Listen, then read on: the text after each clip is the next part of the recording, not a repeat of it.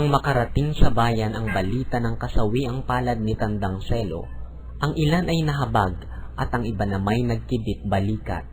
Walang may kasalanan sa pangyayaring iyon at walang masisisi. Nang mabatid ni Hermana Penchang na siyang pinaglilingkuran ni Huli ang nangyari, pinadadalahan tayo ng Diyos ng gayong mga parusa dahil tayo ay makasalanan o may kamag-anak na makasalanan na dapat sana'y tinuruan natin ng kabanalan subalit hindi natin ginawa.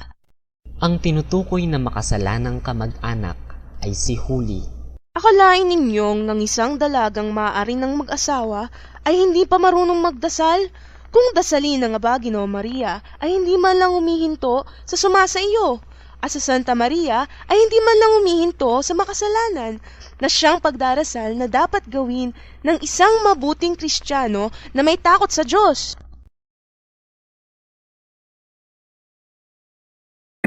Tinuruan ni Hermana Penchang si Huli ng wastong pagdarasal.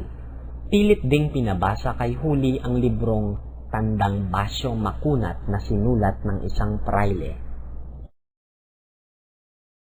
Lumuwas sa Maynila si Basilio upang kunin ang kanyang natipong kwalta upang matubos si Huli. Nagsaya ang mga praile dahil sa pagkapanalo nila sa usapin laban kay Cabezang Tales. Sinamantala nila ang pagkakabihag dito upang ipagkaloob sa iba ang lupain nito. Nakalaya si Cabezang Tales sa tulong ng kwaltang naipon ni Huli.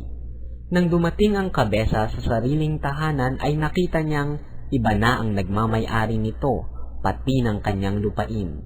Napaupo na lamang siya sa piling ng kanyang ama at hindi na halos nakapagsalita sa buong maghapon.